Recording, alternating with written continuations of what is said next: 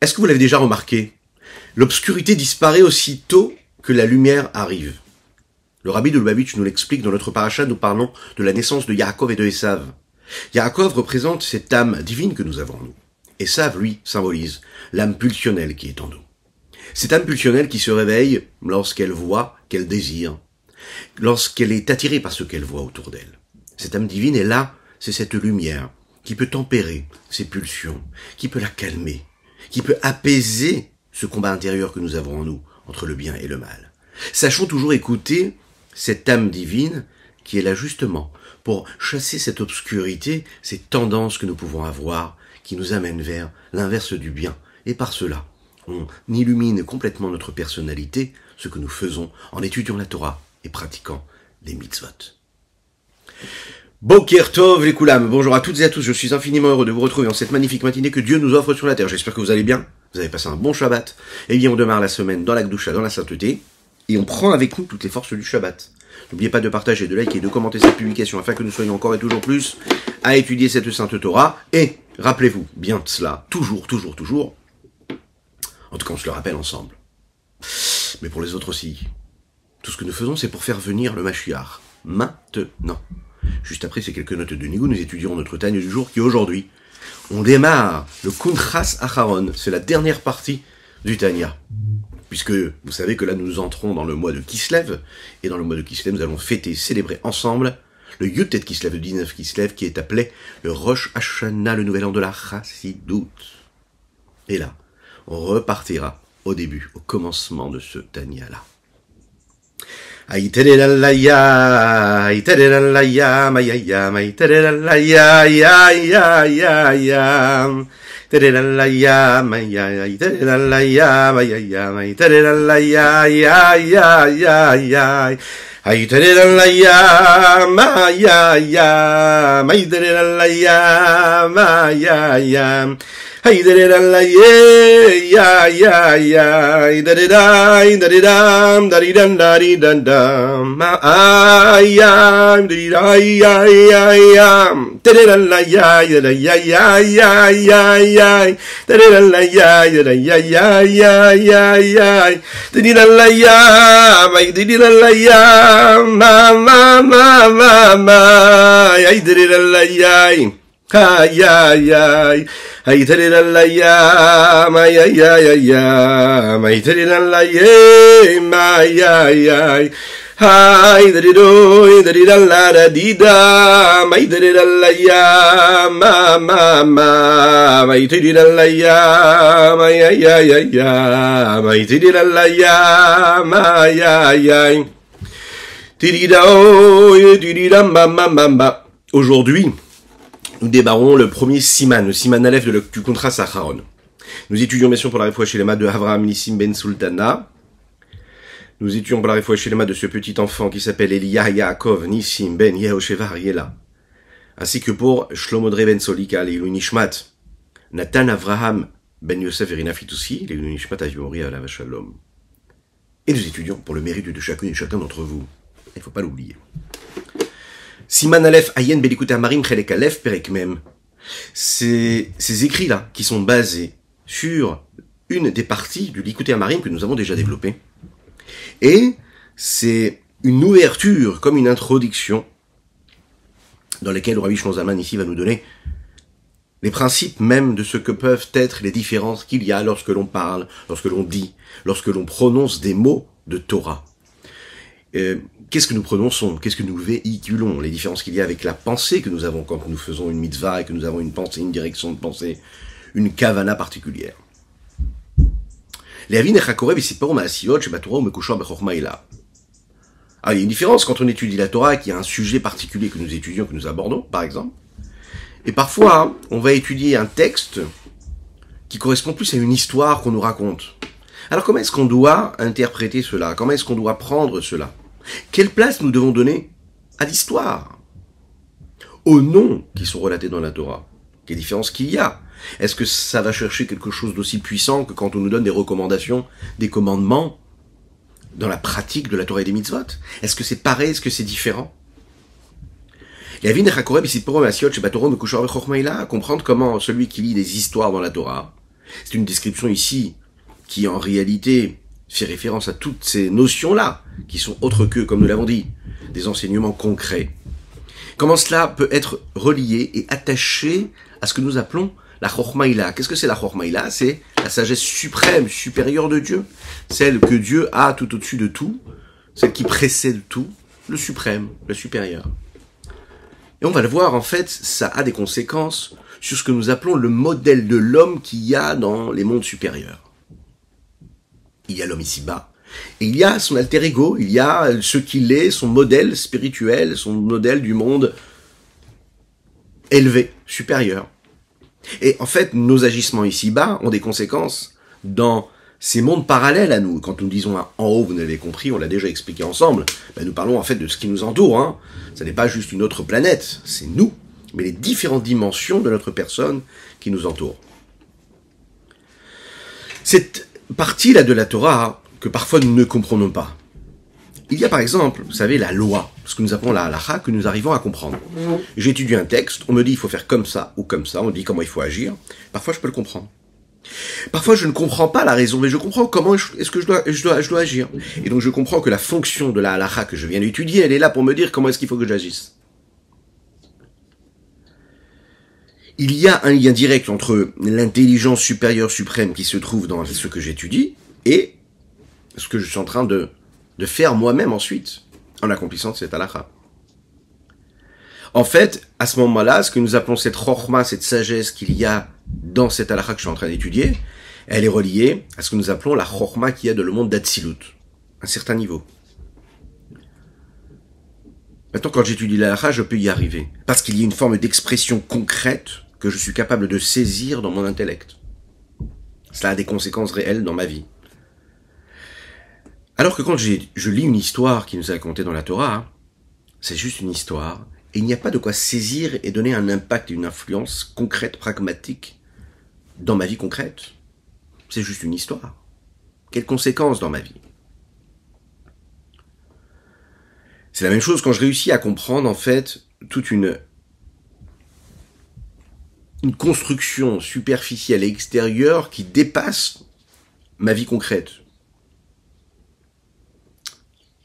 Comment est-ce que je vais imaginer la connexion et vivre la connexion qu'il va y avoir avec la sagesse supérieure quand ça n'a pas de conséquences réelles, concrètes, physiques, matérielles?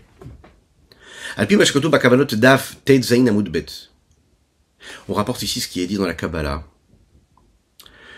à savoir que quand je fais une mitzvah, quand j'accomplis par exemple une forme de conduite que l'on m'a transmise de génération en génération, quand je fais une bénédiction, quand je fais la tefila,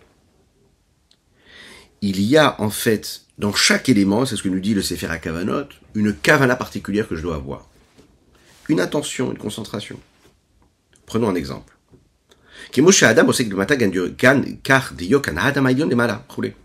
Lorsqu'un homme fait quelque chose ici-bas, alors son modèle là-haut aussi agit. Il est touché, il est influencé par ce qui s'est passé. Ça veut dire que la racine, la source de l'âme de l'homme, qui est là-haut, elle aussi, elle est en train d'agir. Quand l'homme ici-bas agit. En fait, on n'est jamais seul. On est multiples. Au même moment, nous agissons sur différentes dimensions et nous influençons différentes dimensions. Le modèle, c'est un peu comme, on pourrait dire, une photographie qui se meut, qui bouge et qui évolue. Mais en fait, c'est quoi? C'est un modèle qui peut être aussi figé, parfois.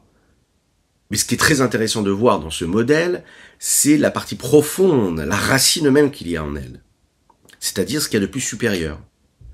Là où il y a ce que nous appelons de plus suprême, ce que nous appelons le Adam Haelion, l'homme supérieur, qui est en réalité la construction même de ce que sont les 10 séphirotes qui constituent ce Adam Haelion qui se trouve dans le monde d'Atsilut.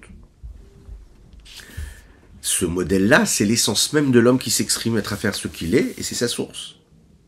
C'est ce qui se passe également quand nous pensons aux lettres qui sont écrites. Lorsque j'étudie la Torah, je crée une union, une unicité avec la Chokhma de Dieu, avec cet homme supérieur qui est au-dessus de tout, qui correspond à ce monde, cet homme-là qui se trouve dans Hatzilut.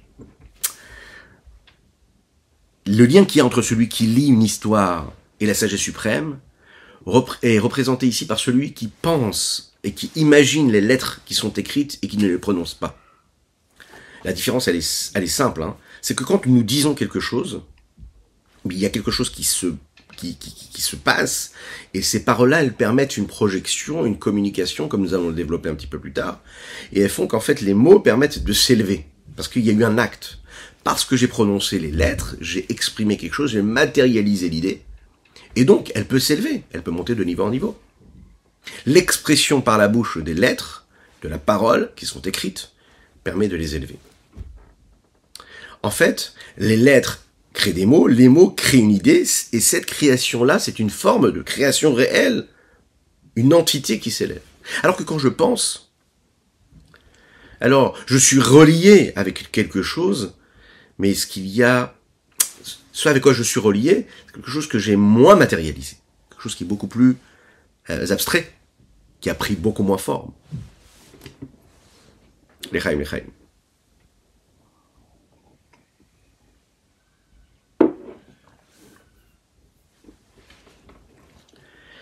Aval Adibur, la parole. Quand un homme dit les mots.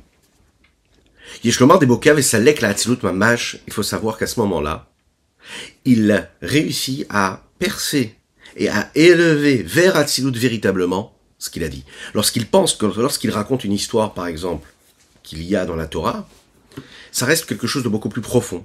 C'est mon âme qui s'exprime. Il n'y a rien qui montre et qui passe de niveau en niveau.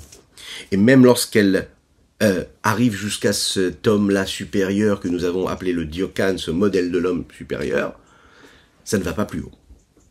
Le lien qui est rappelé ici et qui parle de la Chochma supérieure, ce que nous appelons la Chochma Eliona, n'est pas vécu, n'est pas reconnaissable dans cette âme-là ici-bas, qu'il y a dans le corps, qu'il y a dans le monde de l'action, le monde d'Asiya.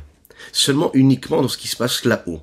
Alors que la parole, elle, réussit à percer et transcender les différents mondes, toutes les limites de l'âme, toutes les limites de ce monde matériel dans lequel nous vivons, et elle réussit à passer et à s'élever de ce monde matériel dans lequel nous vivons, pour aller et monter jusqu'au monde supérieur, c'est-à-dire vers le divin. Mais pas seulement, écoutez bien ce détail, vers le divin qu'il y a dans chaque niveau, mais le divin qui est même au-dessus de chaque niveau. C'est-à-dire, pas le divin qui s'habille et qui se limite, entre guillemets, qui s'adapte aux différents réceptacles qu'il y a dans les différents mondes, mais au divin qui est au-dessus même de toutes les distinctions, de toutes les limites, c'est-à-dire au-dessus de tous ces réceptacles, à savoir le monde, le Dieu qui se révèle, la dimension de Dieu qui se révèle dans le monde d'Atsilut, qui dépasse toutes les limites, tous les réceptacles. L'Echaim. Pour bien comprendre ça, on peut développer un petit peu plus en se rappelant ce que le Rabbi Shlomo Zalman nous a dit dans le chapitre 40. Et il nous a dit là-bas, expliqué et rapporté par le Rav Adin Even Israël ici, que la façon avec laquelle nous avons de faire monter la parole, c'est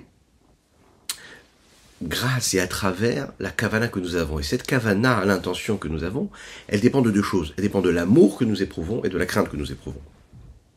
En fait, l'amour et la crainte, c'est considéré comme ses ailes. Et quand les ailes sont en bonne position, eh bien, l'oiseau peut voler comme il faut. Il faut qu'il y ait de l'amour, il faut qu'il y ait de la crainte. Prenons un exemple.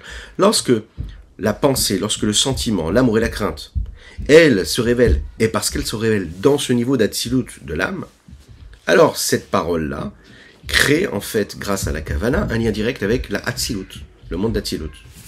Comme on va expliquer un petit peu plus tard, à savoir que quand la kavana que j'ai, que ce soit dans l'amour ou dans la crainte, elle est juste intellectuelle, eh bien ça va permettre à la parole de monter jusqu'au monde de Bria. Lorsque cette kavana, lorsque cette sensation que j'ai, lorsque cette concentration que j'ai quand je fais ce que je suis en train de faire, ou dire ce que je suis en train de dire, c'est quelque chose de naturel, réel, mais de profond, alors je réussis à l'élever jusqu'au monde de Yetzira. Maintenant, lorsque cette kavana-là, elle est juste limitée par ma parole, et pas plus que cela, alors à ce moment-là, la parole, elle se sanctifie, mais elle s'attache au niveau de sainteté qui correspond au monde d'Asiya, mais pas plus. Dans les mots, si la crainte et l'amour que j'ai à ce moment-là est juste intellectuel, alors à ce moment, ça va s'arrêter au monde de Bria dans les mots, Olitsira, Bitrulu Rimo Devim, cet amour et cette crainte naturelle que je vais avoir, elles permettent d'élever et de faire monter la parole que je suis en train de prononcer au monde de Yetzira. Ouve Mikra, Salek Meolamazel et Sasfirot Dasia. Maintenant, quand je dis les mots qui correspondent à la lecture d'un texte qui vient du Tanakh, d'accord, je dis des mots de la Torah Shbirtav qui est écrite. Alors je les élève, réellement je les élève. Je les élève au monde de Asiya. À quel niveau du monde Asiya? Aux 10 séphirotes qui se trouvent dans le monde Asiya. Et c'est ça qui est de si particulier dans l'étude de la Torah qui est écrite par rapport à la Torah orale. C'est la prononciation des lettres. C'est la raison pour laquelle c'est très important de dire les mots. La kavana que j'ai dans mon âme, que ce soit une kavana d'amour ou de crainte de Dieu, à ce moment-là, en fait, elle ne change pas et n'altère pas les mots que je suis en train de prononcer. Je ai dit quelque chose, je l'ai prononcé comme il fallait. Eh bien, j'ai cette mitzvah-là d'avoir réussi à permettre à ces 10 séphirotes qui se trouvent dans le monde d'Asiya de se révéler, de prendre toute leur force. Alors, a priori, on pourrait se poser la question, oui, mais si dans mon étude, j'ai pas éprouvé d'amour ou de crainte de Dieu, à ce moment-là, je n'ai pas d'aile, et si je n'ai pas d'aile, je peux pas voler, et si je peux pas voler, je peux pas m'élever.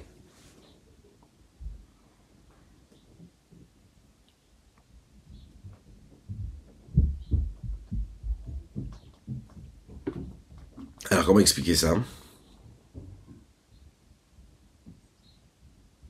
Alors, on l'explique ici, comme ça. En fait, on va réussir à monter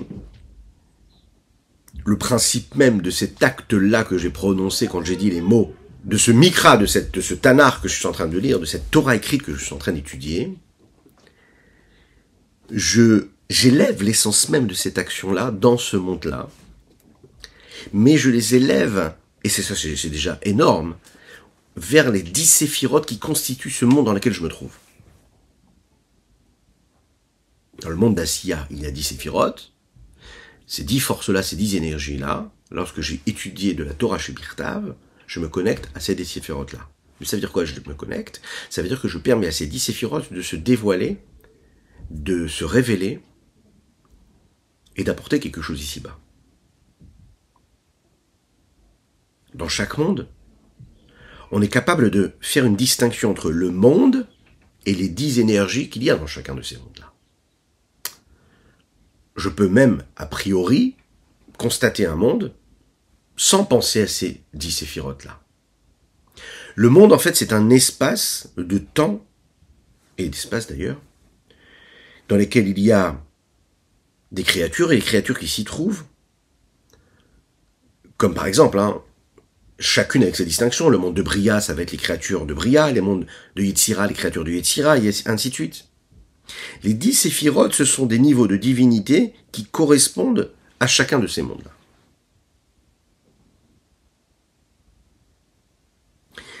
Selon la règle des 3 principes, qui est le temps, l'espace et l'âme. Donc dans chacun des mondes, notre but, ça va être de créer un lien entre ces 3 éléments à chaque fois.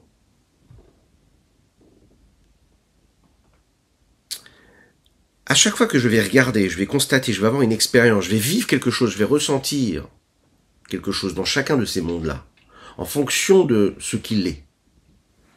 À travers ces lunettes-là de la spiritualité, de la sainteté, à travers les énergies qui se trouvent dans ces 10 séphirotes, eh bien je crée un lien entre le monde dans lequel je suis et les 10 séphirotes dans lesquels ce monde est, ou ces 10 séphirotes qui se trouvent dans ces mondes-là.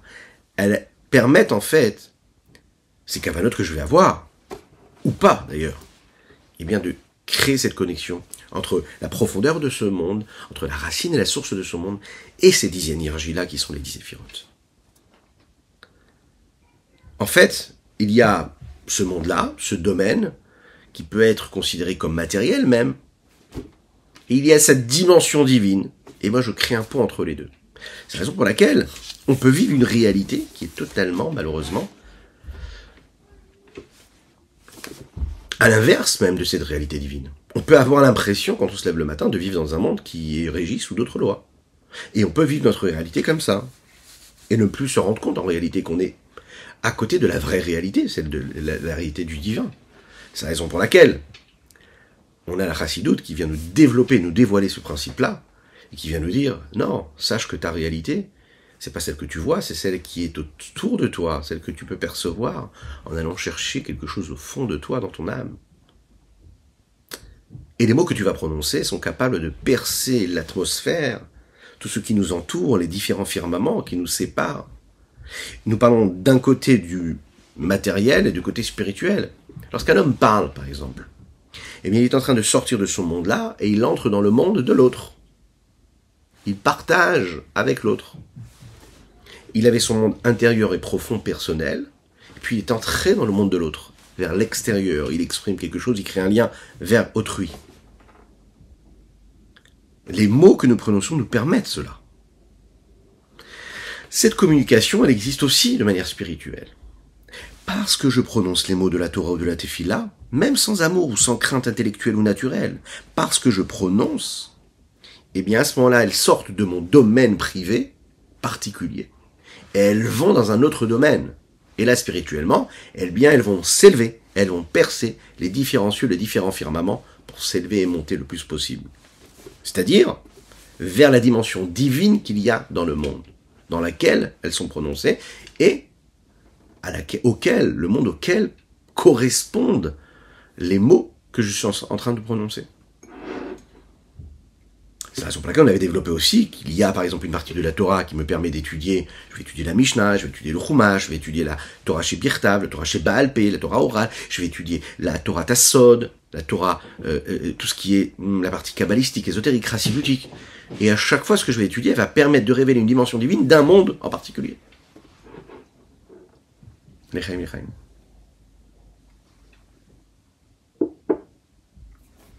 Les mots que l'homme prononce quand il étudie la Torah, ce sont des mots de Torah. Quelque part, les mots de Torah, c'est des mots de Dieu. Lorsqu'un homme est en train de prononcer les mots de Dieu, lorsqu'il prononce ces mots-là, il prononce ces lettres-là, il permet l'unification de ces lettres-là avec les lettres que Dieu dit. Donc l'homme lui-même se connecte à Dieu rien que parce qu'il prononce les lettres et les mots de la Torah. C'est un petit peu comme, nous l'avons dit, quand on est capable de créer un lien direct dans cette communication. Vous avez deux personnes qui se rencontrent tous les jours, tous les matins. Et ils se regardent comme ça, de biais. Ils se josent, ils se jugent même parfois. Ils se font même des mondes. D'accord ? Ils ne se parlent pas. Et puis dès l'instant où on commence à parler, à communiquer, à sortir chacun de son domaine, alors à ce moment-là, on réussit à créer ce lien. Et le lien, il nous permet de passer outre tous les films qu'on aurait pu se faire, et tout le négatif qui pourrait être créé entre deux personnes.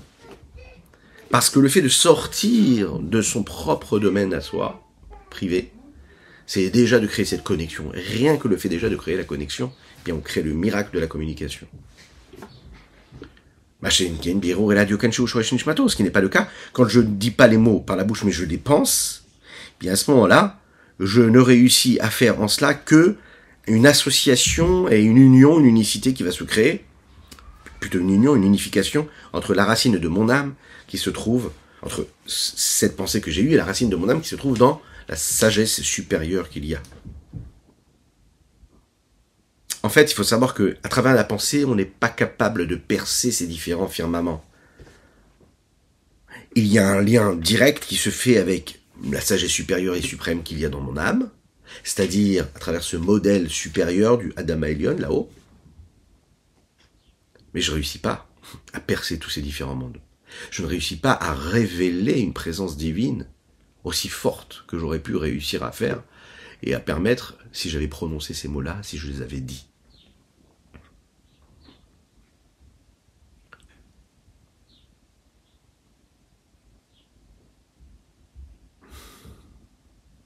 Ce qui est dit dans le Zohar. Page Kouf E.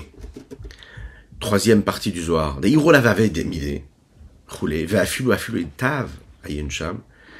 Zohar là-bas dit que la pensée ne fait rien en fait. Qu'est-ce que cela veut dire ? Ne fait même pas quelque chose de positif, c'est-à-dire n'engendre rien a priori. Et il dit comme ça, ça c'est dit au sujet d'ailleurs là-bas du Shabbat. Il dit, par le prophète Ishaïa, comme ça le texte, on va rapporter ce qu'il dit. Il dit, le jour du Shabbat est appelé un jour de plaisir, et ce jour-là, on doit faire attention de faire quoi que ce soit qui corresponde à des occupations que nous avons pendant la semaine.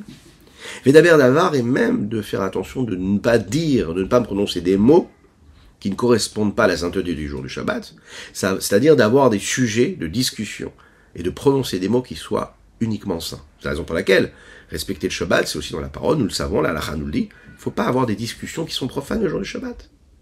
Même si les plus grandes idées nous arrivent le jour du Shabbat, et qu'on a envie d'en parler, qu'on a envie d'avoir les plus grands projets pour notre vie le jour du Shabbat. Si c'est profane et c'est inverse à la sainteté du jour du Shabbat, il ne faut pas les formuler. Et le Zohar là-bas d'expliquer et de dire comme ça.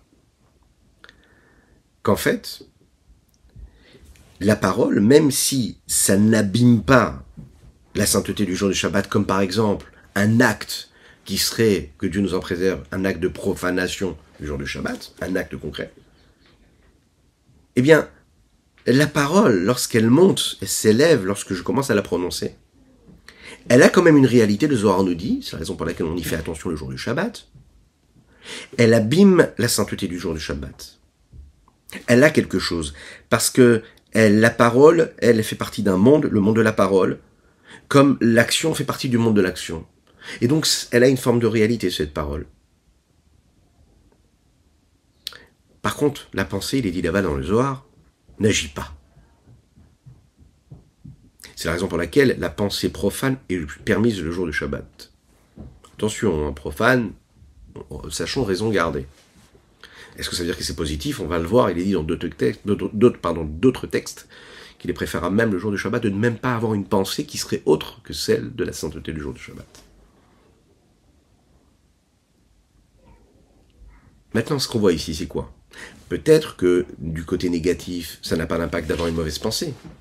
Mais le Morazaken ici en déduit que même positivement, ça n'a pas d'impact aussi. Si négativement, ça n'a pas d'impact, positivement non plus. Daf la Medalef Amoudbet.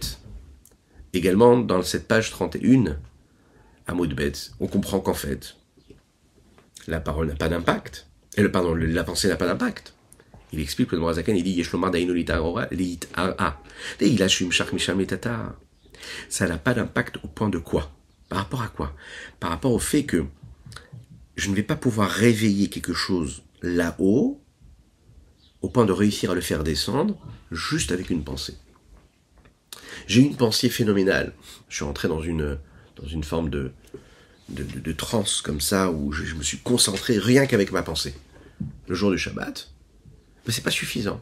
Je ne vais pas réussir à ramener ici-bas dans ce monde-là une énergie divine, une lumière divine, comme j'aurais pu le faire avec des paroles de Torah ou en lisant des Teilim.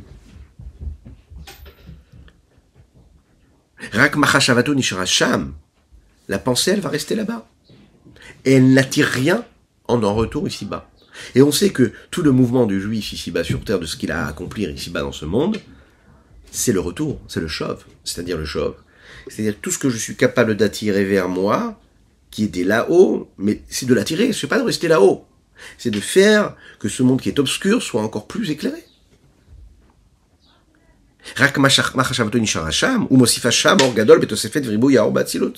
Cette pensée sainte que tu as, bien sûr qu'elle va faire quelque chose, elle va monter.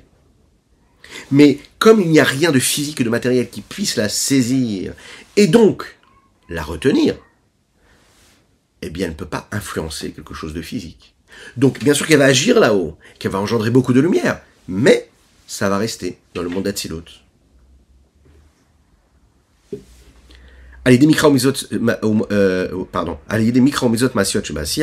La force de la pensée de s'élever là-haut, elle va s'élever, elle va toucher la sagesse supérieure qu'il y a dans le monde d'Atsilut. Quand elle va monter avec ce qu'elle a de plus élevé, mais pas avec ce qu'elle a de plus bas, c'est-à-dire ce qu'elle a et qui la relie vers le bas.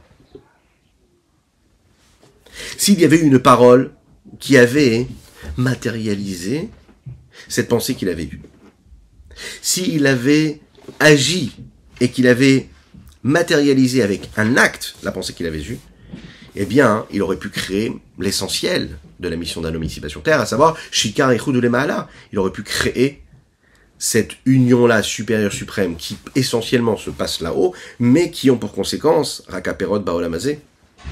Les fruits, ce que cela engendre, à savoir le bénéfice de tout ça, C'est ici-bas qui se joue.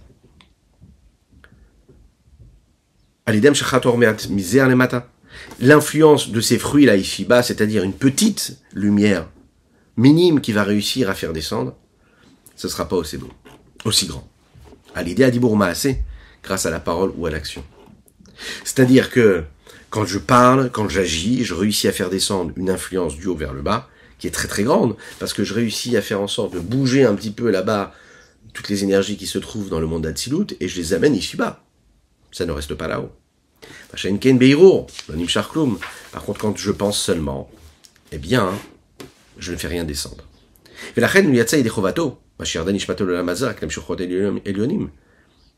Les matas,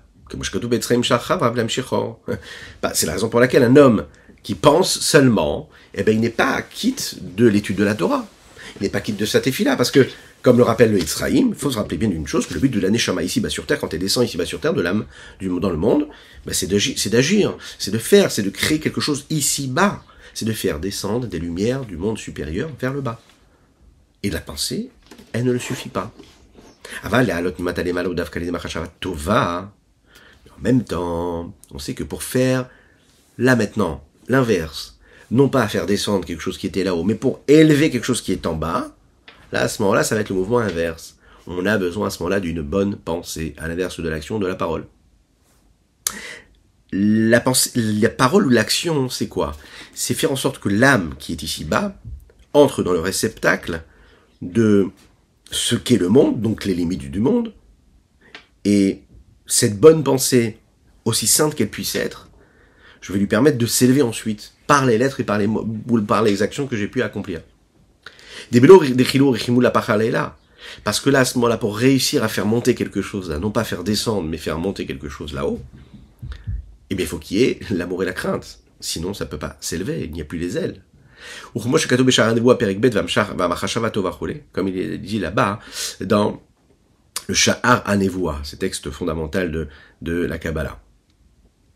La bonne pensée et son impact. Mashkatouv, et ce qui est dit, Meshkatav, et ce qu'il a écrit le Zohar un peu plus haut, des Vakarikin, que la parole, dire des mots de Torah, ça perce tous les différents firmaments et ça l'élève, ça la fait passer de ce monde-là au monde d'en haut. A priori, même celui qui a dit ces choses-là, sans amour et sans crainte, il réussit quand même à les faire monter. Dans le Zohar, il apprend cela, en fait, de l'inverse de ce que peuvent être et accompagner et engendrer les paroles futiles et banales qu'un homme peut prononcer. À savoir quoi? Que si un homme dit des paroles futiles, par exemple, profanes le jour du Shabbat, c'est-à-dire qui n'ont pas une intention première d'être dites pour Dieu, les Shem Shamaim, elles n'ont pas de sainteté, ces paroles-là, eh bien, elles peuvent impacter et influencer quelque part le jour du Shabbat. Donc, a priori, c'est ce qu'on dit ici à plus forte raison, des paroles saintes qu'un homme il est capable de dire, même s'il n'a pas la bonne kavana, qu'elle monte et qu'elle s'élève là-haut. Il dit ici comme ça dans les parenthèses, Eno de gam sham yeshezot avam nosachal etat evotelu. Des midat tova meruba. Il explique comme ça ici, il précise, il dit quand même, l'expression ici de midat tova meruba fait référence à la midat d'Akadosh Baruch Hu, à la vertu, le trait de caractère du divin. C'est-à-dire sa façon avec laquelle il donne, il influence, il donne à l'homme. En fait, cette belle vertu que Dieu a va avec l'intention qu'il a quand il crée le monde. Qu'est-ce qu'il y a de si particulier? Quand tu crées, tu es déjà dans un don. C'est-à-dire que tu es en train de partager, tu es en train de créer quelque chose. Cette influence-là de bonté, le fait de créer pour justement faire en sorte qu'il y ait ensuite une continuité dans cette création que tu as pu opérer, que tu as pu mettre en route, c'est ce qui va permettre de donner aussi l'idée de ce qu'est le don et le partage, l'influence, la création, ce qui donne la vitalité. Ça, c'est ce que nous appelons le chesed, le fait de créer, de donner, de partager. L'inverse, par contre, la vertu de punition, la vertu de négatif, qui peut y avoir aussi dans la vie de l'homme, que Dieu nous en préserve, qui est en fait, ou dans le monde en général, qui est une forme de mesure et de trait de caractère et de vertu, de limite. On cache, on voile, puisqu'elle va à l'inverse des forces de la création, parce qu'elle est là pour bloquer. La création, c'est faire naître, c'est créer, c'est faire jaillir. Et l'inverse, la destruction, ben c'est justement, comme son nom l'indique, fermer, voiler, cacher, obscurcir, c'est stopper, c'est limiter l'influence. C'est ce qui se passe aussi également du côté de l'homme. Et bien c'est ce qui se passe aussi dans les mondes supérieurs. Quand un homme il dit des mots qui sont futiles, qui n'ont pas leur place, qui sont profanes, qui n'ont pas d'utilité profonde, alors qu'est-ce qu'elles font en fait ces paroles-là? Elles attirent l'homme vers le bas, puisqu'elles ne peuvent pas s'élever. Et une parole qui a été prononcée, une pensée qui a pu être émise par une personne, tout ce que nous faisons, si ça n'est pas là pour s'élever, eh bien automatiquement, il n'y a rien de neutre. Ça descend en bas. C'est-à-dire que ça va faire naître quelque chose de négatif. Donc tu as prononcé des mots futiles qui n'avaient pas leur place, qui n'étaient pas là pour construire quelque chose, qui n'étaient pas sain, sainte, pur.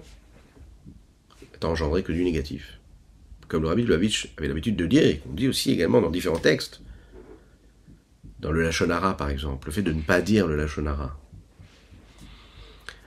Qu'est-ce qu'il y a de grave dans le Lachon Hara? Le pire, c'est que parfois même si c'est vrai, le fait de dire du mal de quelqu'un, tu es en train de créer quelque chose de négatif. À tel point qu'on dit qu'on a une influence, et que souvent quand on parle, on dit parfois un petit peu plus que ce qui est vrai, et en fait on met la personne dont on est en train de parler dans une position où on a créé une énergie négative, et elle va s'engouffrer dans cette énergie négative sans le savoir, parce que de l'autre côté de la planète, il y a une personne qui a dit du mal d'elle. C'est-à-dire comme nous sommes tous des frères, nous sommes tous le même corps, la même âme, donc en fait on crée en fait un processus de conscience, sans le vouloir. On a mis la personne dans une situation négative, rien que parce que nous avons eu une pensée négative ou un sentiment négatif par rapport à elle. Et même quand c'est vrai. C'est la raison pour laquelle il faut faire attention de jamais, dire du mal, faire attention de vraiment se concentrer sur le positif. Vous allez me dire, oui, mais c'est banal ces mots-là que tu es en train de nous dire. La réalité, c'est que c'est banal, mais c'est ce qui fait toute la différence. C'est ça le véritable travail. Même quand c'est vrai qu'on se dit, mais il faut absolument que je le dise, il s'est passé ça, ou il s'est passé ça, ou bien on a dit ça, ou on a dit ça. Le fait de faire abstraction de ça, de ne même pas en parler, eh bien ça dévitalise, ça retire de la vitalité. Uniquement du positif, eh bien ça engendre du positif. Ta parole en fait, elle est où? Kdosha, elle est sainte, elle crie, elle génère quelque chose dans les mondes supérieurs. Et si on est toujours conscient de cela, notre vie est différente. Conscient que chaque parole que nous prononçons, elle a un impact sur les différents mondes qui nous entourent. Donc, quand je suis en train de prononcer un mot ici bas, eh bien l'homme supérieur qui est tout en haut, le modèle, qui est tout près de Dieu, qui est détaché de la matérialité, de la grossièreté, de tout ce qu'il y a de négatif en nous. Alors, je réussis à le rendre saint, j'ai dit que du positif, j'ai engendré que du positif. J'ai même eu une pensée qui était positive, j'ai engendré que du positif. J'ai dit un mot, chas v'shalom, ou bien j'ai exposé une situation qui est négative, eh bien j'ai fait descendre ici bas des énergies qui sont négatives. Même si c'était pour expliquer comment cette personne elle a mal agi. J'avais besoin de parler, j'avais besoin d'extérioriser. Non, pas du tout. Au moment où tu extériorises, tu es en train de donner de la force au négatif. Donc ne dis pas de négatif. Même si c'est quelque chose qui est réel. Parce que le négatif n'engendre jamais de positif. Le négatif engendre que du négatif, que Dieu nous en préserve. Donc il ne faut pas en parler. Parce que tu crées quelque chose quand tu parles. Tu parles que de positif.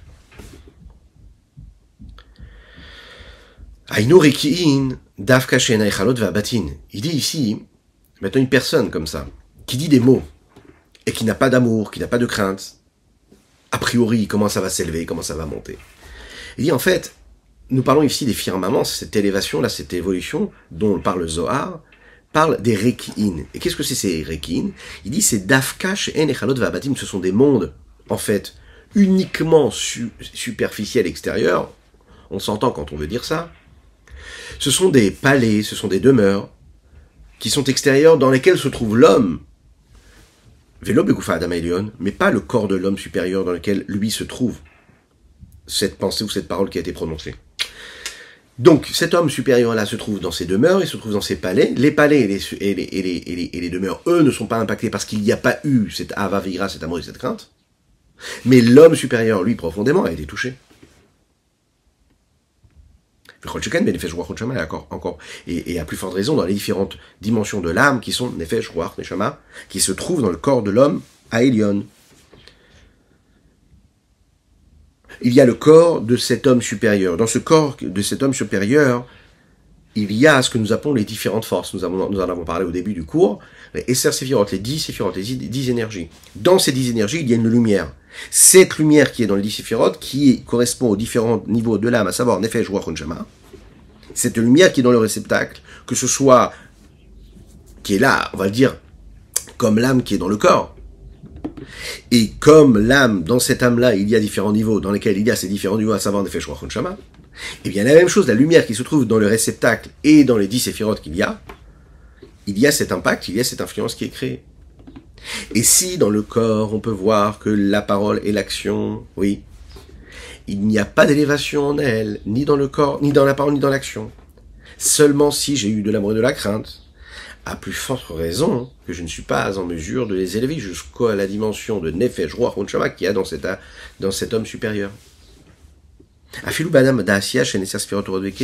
Même dans l'homme de Asiya, qui est le monde le plus pragmatique, le plus matérialiste qu'il puisse y avoir, qui correspond aux 10 forces de ces lumières qui sont déjà dans des réceptacles, puisque le monde de l'action, c'est un monde de réceptacles de limites, et les lumières qu'il y a dans ce monde-là sont des lumières qui correspondent aux réceptacles et aux limites. Et pour conclure, c'est ce qui est dit dans le Zohar, dans les tikkunim du Zohar, que quoi? Que sans l'amour et sans la crainte, je ne peux pas élever, je ne peux pas la présenter et l'élever, la faire tenir devant Dieu. Lifne Hashem Davka, c'est-à-dire le passage, le transfert de ces mondes-là, qui sont des mondes supérieurs vers les 10 séphirotes, même du monde de Asiya dans lequel nous nous trouvons, c'est un passage, un transfert qui se fait de l'extérieur vers l'intérieur, de l'extériorité vers la profondeur. Du rapport que nous avons vers Akadosh Baruch Hu tel qu'il est créateur et qu'il fait avec ce qu'il est réellement lui. L'amour et la crainte nous permet d'atteindre le plus haut des niveaux. Que Dieu fasse que nous puissions vivre une semaine pleine de joie et d'intensité saine et sainte, qu'on puisse, Bezrat Hashem, faire en sorte que toutes nos paroles, nos actions, nos pensées puissent être dirigées vers Dieu, vers la sainteté, qu'il vous bénisse et qu'il vous protège dans tous les domaines matériels et spirituels à l'infini. À bientôt.